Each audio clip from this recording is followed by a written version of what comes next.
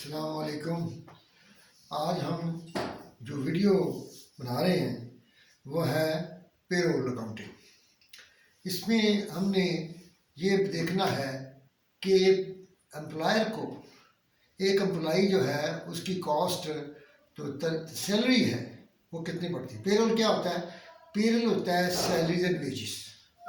Salary जो होती हैं वो होती हैं ऑफिस स्टाफ की और वो मंथली पे होती हैं और उसके लिए एक सिस्टम है, बेसिक पे ऐसी होगी और उसके साथ कोई अलाउंसेज होंगे और जिसमें हाउस रेंट है, कन्वेंस है और जितने अलाउंसेज कंपनी लेना चाहती है वो देती है।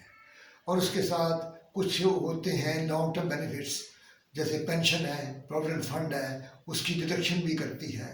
हुकूमत के साथ ये तमाम चीज़ें टैक्स भी देती है। अप्लाई जो है जिनके ऊपर टैक्सेबल इनकम होती है उनकी तरह से टैक्स भी कटता है।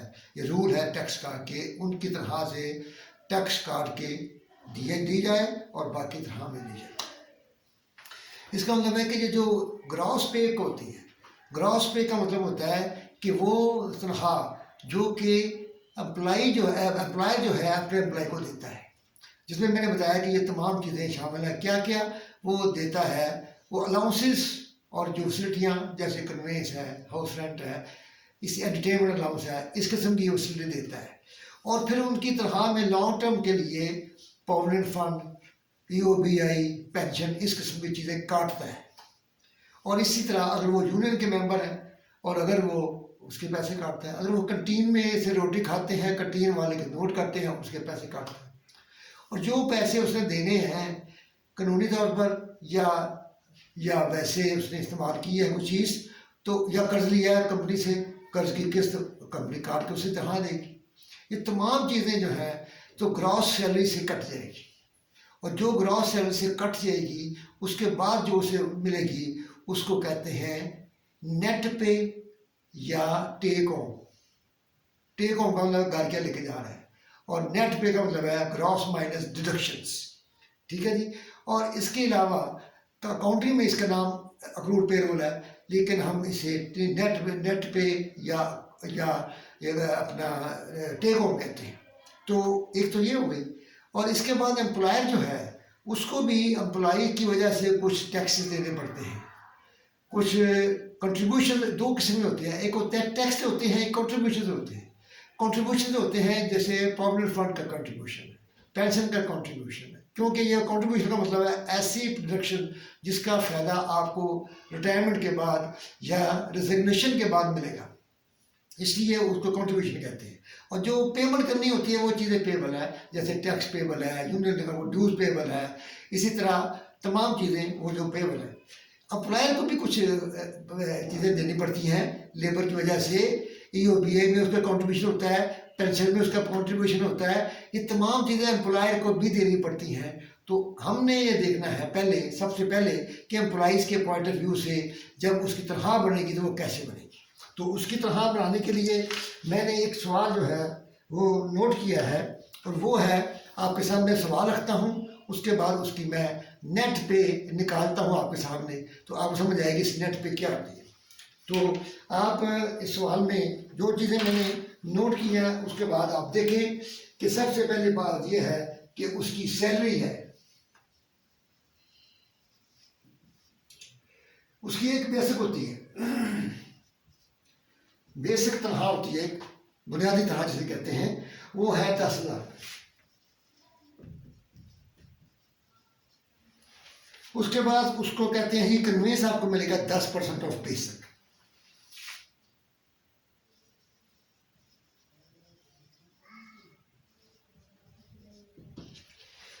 उसके बाद कहते हैं हाउस रेंट आपको मिलेगा 45%।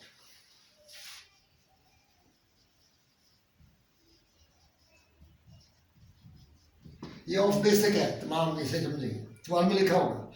एंटरटेनमेंट अलाउंस है आपका 5%।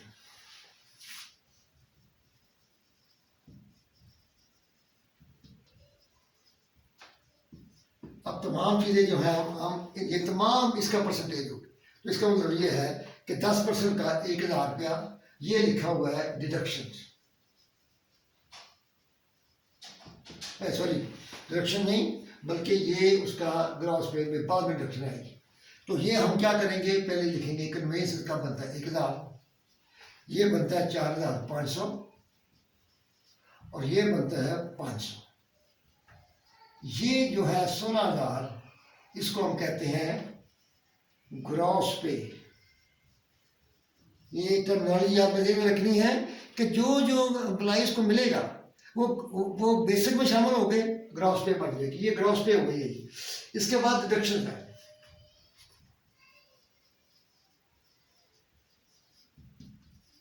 डिडक्शंस क्या है? डिडक्शंस है जी इनकम टैक्स।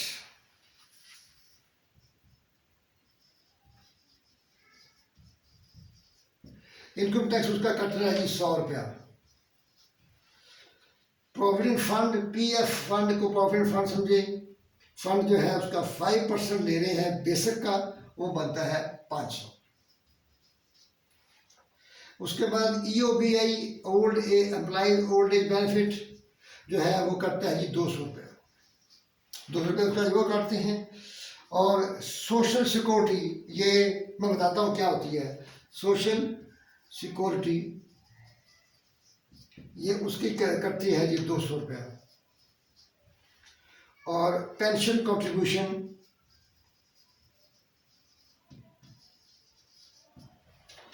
ये बनता है 500 और ये टोटल अमाउंट आती है 1500। डिडक्शंस टोटल हो गई, gross minus deduction is equal to net pay. Net pay क्या होगी? नेट पे होगी उसकी जो है ये 1500, नेट पे उसकी होगी 14500। ये उसकी नेट पे है। ये आपसे पूछा जाए तो आप बता सकते हैं ग्रॉस क्या होती है, नेट क्या होती है, डिडक्शंस क्या होती है। ठीक है जी, ये उसकी वो नेट पे उसको हमने दे दिया है, ये 14500। अब उसके बाद आता है कि इसकी एंट्री क्या होगी। हमने एंट्री करनी है 2 सिर्फ एंट्रियाँ, मैं आपको बताऊंगा। एक तो recording of payroll, payment of payroll. ठीक है जी, इसकी एंट्री जो है मैं यहाँ लिखता हूँ कि क्या है, पेरोल। पेरोल कितना है जी? Gross amount 16000। उसके बाद आप लिखेंगे इनकम टैक्स, ये है जी 100। क्रेडिट करेंगे इसको, पीएफ फंड क्रेडिट करेंगे, ये क्या है जी 500। ईओबीआई ये है जी 200 और पेंशन कंट्रीब्यूशन ये है जी 500 और अक्रूड पेरोल वो है हमारा नेट पे 14500। ये हमारी टोटल अमाउंट बनती है। ये रिकॉर्डिंग करेंगे हम, क्या होगा, ये एम्प्लॉय को पड़ गया, ये टैक्स जो है ये गवर्नमेंट को चला जाएगा, प्रोविडेंट फंड का अलग अकाउंट है उसमें चला जाएगा, ईओबीआई का जो महकमा है डिपार्टमेंट है उसको चला जाएगा, पेंशन जो है ये पेंशन फंड अलग एक अकाउंट है उसमें चला जाएगा। और ये अमाउंट जो है ये वही है जो नेट पे लेके जा रहा है एम्प्लॉय अपने घर में। ये अकाउंटिंग ट्रीटमेंट हमने इसका कर दिया है। इस तरह वेजेस का भी ऐसे करते हैं। और इसके बाद आपको ये कहा जाए कि अगर एम्प्लॉयर जो है उसको कितने पैसे पड़ते हैं टोटल पेरोल का, तो वो आप बताएंगे एम्प्लॉयर का टोटल कॉस्ट ऑफ कितनी बनती है, क्या है एम्प्लॉयर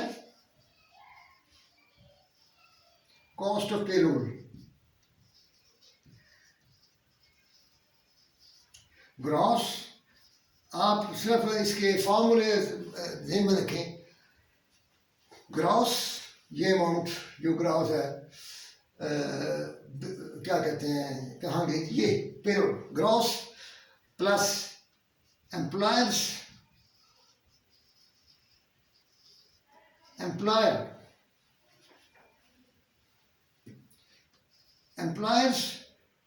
कंट्रीब्यूशन। ये कोई पेमेंट करता है तो वो टोटल पेरोल कॉस्ट आती है, टोटल कॉस्ट ऑफ पेरोल। तो इस सवाल में क्या होगा कि ग्रॉस कितनी है 16,000 ये हमें पड़ गई है। ये अपना एम्प्लॉय ने दी है और एम्प्लॉय ने ये चीज़ें काटी हैं, लेकिन ये उसने पास ही रखी, दे दी है लोगों को, उसके पास कुछ नहीं है इसका। और बाकी जो बचा था उसने उसको पेमेंट कर दिया एम्प्लॉय को, तो उसको कॉस्ट पड़ी है 16,000। एम्प्लॉयर के जो कंट्रीब्यूशन है वो क्या कहते हैं, फर्ज करें वो है EOBI में देता है। एम्प्लॉयर क्या क्या देता है, एम्प्लॉयर और भी हो सकती हैं लेकिन चंद वो जो मशहूर है। EOBI में वो कंट्रीब्यूट करता है, प्रोविडेंट फंड में करता है, पेंशन में करता है। और फर्ज करें वो अमाउंट जो है वो हमने लिखी 500 EOBI में देता है एम्प्लॉयर,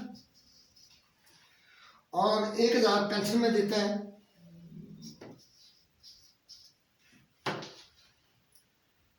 और सोशल सिक्योरिटी प्रोविडेंट फंड में नहीं, यहाँ पे है, यहाँ सोशल सिक्योरिटी है जो सवाल में है। सोशल सिक्योरिटी में देता है जी वो 1,200, जिसका मतलब है 1,700 रुपया वो उसका कंट्रीब्यूशन है। तो हम कहेंगे कि एम्प्लॉय कंट्रीब्यूशन 1,700, टोटल हो गई 17,700। ये आपको अब पता चल गया होगा कि उसको एक तो एम्प्लॉयर अपनी तरफ से देता है, फिर अपनी तरफ से एम्प्लॉय को भी देता है। तो इस तरीके से वो अपना जो है सारी पेरोल आपको आइडिया हो जाता है। इस तरह जो वेजेस होती हैं उसमें पर आवर पेमेंट होती है, उसकी भी डिडक्शन ऐसे होती है, उसकी भी एंट्री ऐसे ही होती है। ठीक है जी। तो इस तरीके से हम अब मैं चाहता हूँ कि थोड़े जो क्या कहते हैं MCQs हैं चंद, वो इसको देख रही है ताकि आपको आइडिया हो जाए कि इनको किस तरीके से आपने हल करना है। तो सबसे पहली बात ये है कि आपको इसका जो है लिंक मिल जाएगा। लिंक में ये जो क्वेश्चन हमने हल किया है ये भी मिल जाएगा आपको, और आपको ये दूसरा एक और पेरोल के जो MCQs हैं ये भी आपको मिल जाएंगे। तो सबसे पहले कहते हैं total wages cost is made up as follow. Total यह भी मैंने बताई है, टोटल कॉस्ट क्या होगी कि वो कहता है जी कि gross wages plus employees contribution. Employees contribution नहीं, ग्रॉस पे ठीक है, है क्या है total cost of payroll, gross pay plus employer मालिक ओनर, उसका आगे कहते हैं जी b gross wages plus employers national insurance, या कोई कंट्रीब्यूशन या कोई टीम पेमेंट करेगा तो वो भी है, तो वो है बी ऑप्शन इसकी ठीक है। ठीक है जी। इसके बाद दूसरे सवाल में वो कहता है जी कि आपके पास नदीम लिमिटेड कंपनी के पास ओपनिंग बैलेंस ये हैं और amount assuming that no payment were made during this month, what is the total amount owing का मतलब होता है payable, under tax payable and contribution payable. Tax जाता है गवर्नमेंट को, कंट्रीब्यूशन क्या होते हैं, प्रोविडेंट फंड, पेंशन, EOBI, ये कंट्रीब्यूशन होता है क्योंकि इसके पैसे इंसान को मिलते हैं रिटायरमेंट के बाद, और पे टैक्स जाता है वो चला जाता है, उसमें वो मिलता नहीं। वो कहता है जी ये बताएं आप कि इसमें मैं आपके सामने सवाल लिखता हूँ ताकि आपको समझने में आसानी हो, और फिर हम इसको हल करेंगे इंशाल्लाह।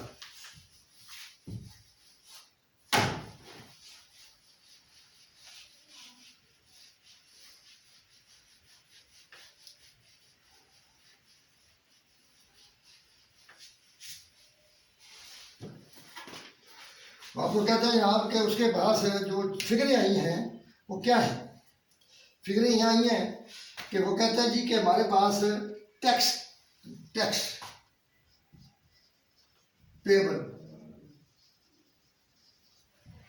पेबल है 3,000,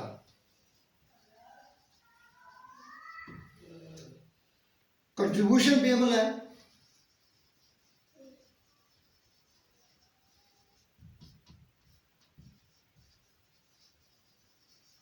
कंट्रीब्यूशन पेबल जो है उसने दिया हुआ है जी 1,731 रुपये। और उसके बाद वो कहता है जी ग्रॉस वेजेस,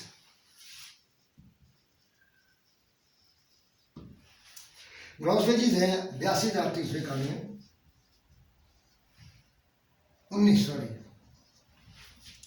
और टैक्स डिडक्टेड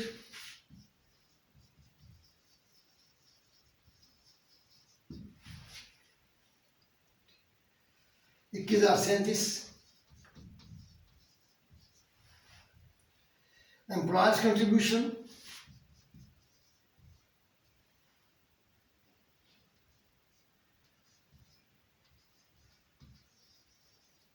एम्प्लॉयर्स कंट्रीब्यूशन 9,003 और एम्प्लॉयर्स कंट्रीब्यूशन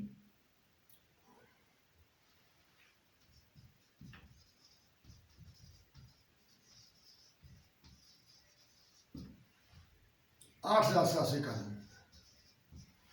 अब आपसे सवाल ये कहता है कि आप ये बताएं कि what is the amount under tax payable and contribution payable. Contribution payable employees का हो या एम्प्लॉयर का हो, वो कंट्रीब्यूशन पेबल में आएगा। इसका मतलब ये है कि आपने क्या करना है यहाँ पे कि ग्रॉस पे जो है, यहाँ ग्रॉस पे लिखा हुआ है, ये आपने नहीं लेनी, बाकी तमाम चीज़ें ले लेनी है। तो आपको इसको जमा कर देंगे तो वो आपका बन जाएगा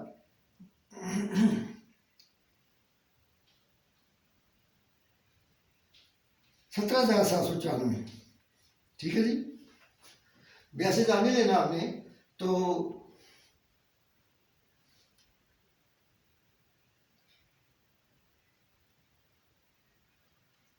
ये आप टोटल करेंगे जब इसको, तो ये बनेगा 43,562। आप गौर करें, हमने क्या कहा, पूछा उसने contribution payable and tax payable. ये कंट्रीब्यूशन पेबल है, ग्रॉस वेजेस नहीं लेनी क्योंकि ग्रॉस वेजेस पेबल नहीं है, ना कंट्रीब्यूशन है ना ये टैक्स है। टैक्स डिडक्टेड टैक्स पेबल है। एम्प्लॉयर कंट्रीब्यूशन एम्प्लॉयर की तरफ से पेबल है और ये एम्प्लॉय की तरफ पेबल है। तो ये मैंने जो इसको छोड़ दिया है, इसका मतलब बाकी चीज़ें आपने लेनी है जब वो आपको कहे कि कंट्रीब्यूशन दो। उसके बाद आता है कि अपना what is the Zaheer take on pay. Zaheer has a following अपना following detail regarding the wages. उसके पास है जी, अगला सवाल भी देख लेते हैं, मेरा ख्याल है तो ये क्लियर है मेरा ख्याल, आपको उसमें कोई मसला नहीं है। ये आपने ग्रॉस पे नहीं लेनी, बाकी सारा को ले लेना है। इसके बाद वो कहते हैं जी आपको ज़हीर एक आदमी है, उसकी तनख्वाह है, तो आप कहता है जी टेक होम क्या है। ग्रॉस वेजेस उसकी हैं 350, टैक्स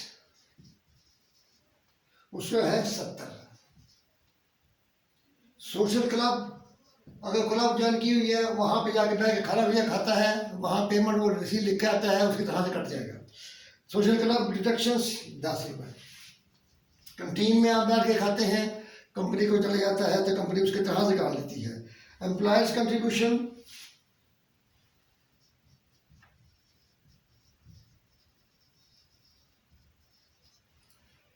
35 रुपये और एम्प्लॉयज कंट्रीब्यूशन 25 रुपये। अब देखें आपका, अब हम यहाँ इसका निकालेंगे कि नेट पे कितनी बनती है, टेक होम कितनी बनती है। आप क्या लेंगे, ग्रॉस वेजेस 350, डिडक्शंस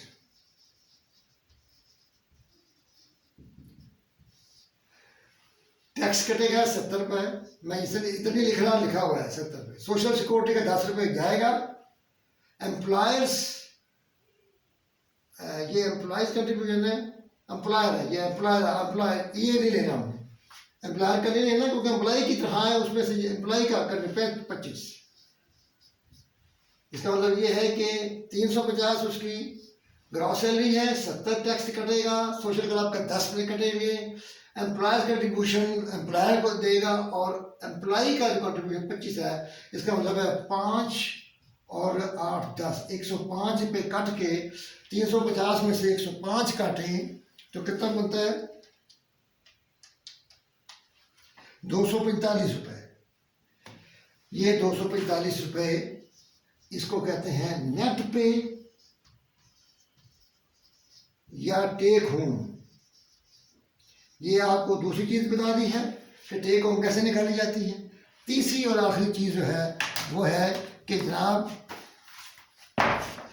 ये हम ये मैं बता रहा हूँ नेक्स्ट क्वेश्चन करने के लिए। ये सारे जो है आपको आपका कंसेप्ट क्लियर कर देंगे कि क्या क्या हमने इसमें लेना है और क्या छोड़ना है। और अगला क्वेश्चन जो है वो है they are limited as payroll record for the year as follows. What is the payroll cost in the account for the year. Payroll cost जो एम्प्लॉयर को पड़ती है वो कितनी बनती है, इसमें वो कहता है ये ग्रॉस वेजेस हैं। ग्रॉस वेजेस हैं 2,05,505 और एम्प्लॉइज स्पेशल कंट्रीब्यूशन एम्प्लॉइज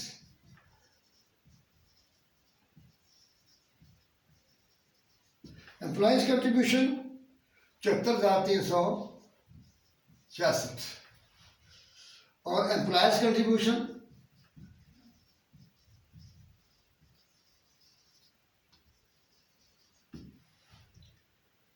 22,689 और एम्प्लॉयज पेंशन कंट्रीब्यूशन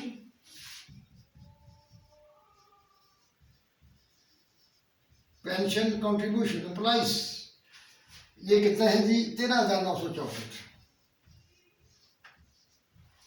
अब आपको कहता है जी आप ये बताएं what is the total payroll cost to the employer को। एम्प्लॉयर को क्या देना पड़ता है। आपको मैंने अभी बताया था कि gross wages plus employers contribution, क्योंकि एम्प्लॉयर्स की कंट्रीब्यूशन जो है वो सारी ग्रॉस में शामिल होती है। तो ये है cost of total cost of payroll is equal to gross pay plus employers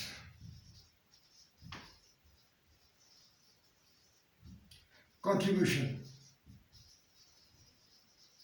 किसी भी चीज को एम्प्लॉयर कंट्रीब्यूट करे, ये भी करे, पेंशन को करे, उसको बनेगी। यहाँ पे एम्प्लॉयर्स कंट्रीब्यूशन है 22,000, ग्रॉस पे है 22,505, ये है 2,05,505 ग्रॉस पे 2,05,505 और एम्प्लॉयर का कंट्रीब्यूशन है 22,689। एम्प्लॉयर 22,689। एम्प्लॉयर ये याद रखें, एम्प्लॉय नहीं। इसका टोटल कर लेते हैं तो हमारा जवाब आ जाएगा। तो ये क्या बनता है जी 2,05,505 जमा 22,689 2,23,194। ये इसका 2,23,194 जो है वो बनता है। तो इसका मतलब ये है कि ये हमारा सवाल ठीक है। तो 2,23,194